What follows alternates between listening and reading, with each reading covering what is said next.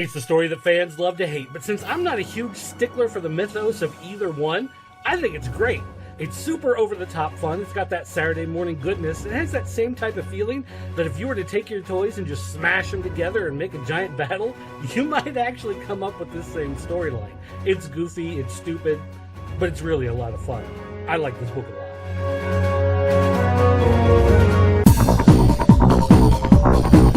A little sad to see it go, because initially this series held a lot of promise, but over the series, it's lost a lot of its mojo. It really kind of languished for a while, not really knowing what it was there to do. And in the end, we see some major changes happening to characters in the Marvel Universe. Not necessarily the ones that are the key of the Squadron, but we do see some changes to some key characters within the Marvel Universe. So, if you are a fan of the classic Defenders and you want to see what happened to some of the characters like Jim Hammond or Namor, this is a good series for you to get. But if you're a guy who thought, hey, wouldn't it be great if Marvel had their own Justice League analogs and what fun they could have with that, then read the first trade and just ignore the rest of the series. For this particular issue, though, it's okay, just nothing special.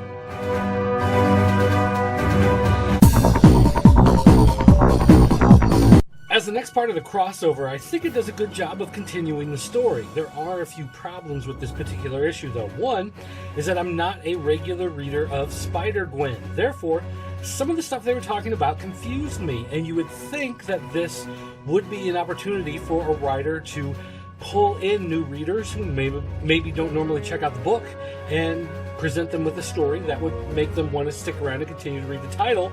The other thing is I'm not a huge fan of the artwork in this book. I guess it conveys the message it needs to, but overall, it just looks too loose and sketchy. It doesn't really look like final presentable artwork the way most of the Marvel and DC mainline books are. So, while I think that as a reader of Spider-Man, this is fine as a follow-up to continue that crossover story, but it really doesn't do anything to entice me to continue to read Spider-Gwen after the story is over.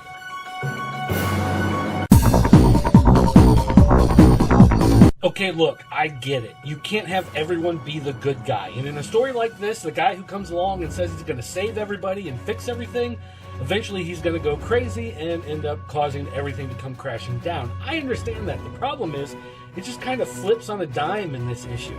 Everything seems to be going along fine. People are figuring out how things work. They're going to cure everybody, and all the clones are going to be safe, and then suddenly, everybody's dying. It's kind of like, when you watch View to a Kill, and you see Christopher Walken just pull out the machine gun and start gunning everybody down and start laughing for absolutely no reason. It feels like that same type of thing. It comes out of nowhere. The story just doesn't hold up that well. The artwork is pretty nice, though. So overall, it's a pretty decent package, but don't expect a good explanation as to why things are happening.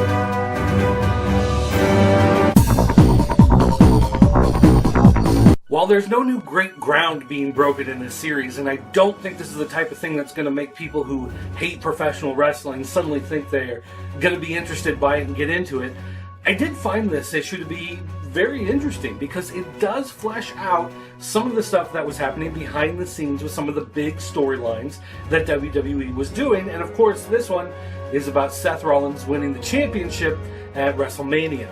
So it is kind of old in the sense that it's going back to an older storyline, so fans right now of WWE, younger kids, you might want to get the comic for, they're not really going to get anything out of it. But longtime fans who've been following WWE for a long time, I think you're going to find something to like here.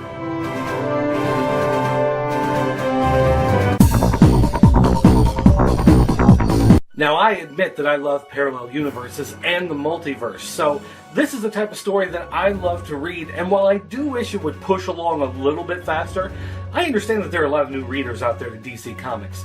Maybe a bunch of them jumped on with the New 52, a bunch have jumped on with Rebirth, but they probably didn't read everything that had to do with all the different parallel universes, so this is a good primer for a lot of them. Lets them know what's going on, how it's laid out, what some of these different worlds are, and to that end, this issue is a huge success. Now again, I do wish it had jumped to the story a lot faster and we were further along with what was happening in this storyline, but I understand, you gotta lay some ground rules so people know what's going on. So overall, I really do enjoy this book.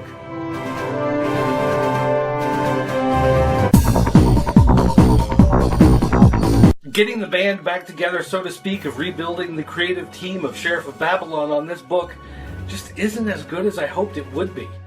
I don't buy Batman so I can get 5 pages of Batman and Catwoman having pillow talk on a rooftop after they've had sex all night. That's not what I call a compelling comic. That's what I would call a show on the CW, which I don't watch.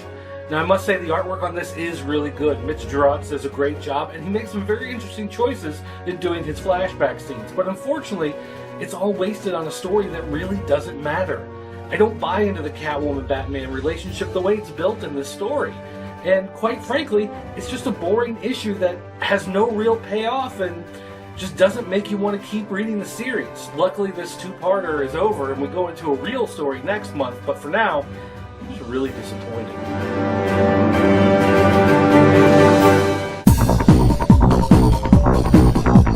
With every new issue, this story just seems to up the ante. This is the big crossover event that would normally take months to come out, and instead we've gotten it in a matter of weeks. This is just a fun, fantastic, over-the-top story. It may have sold itself originally as Justice League vs. Suicide Squad, but it's grown into so much more. This is actually the epic type of storytelling I wish the regular Justice League book was doing instead of saving for one of these events, because compared to the old Justice League stories that we were getting in the New 52, with a Rebirth, they haven't been as great as this.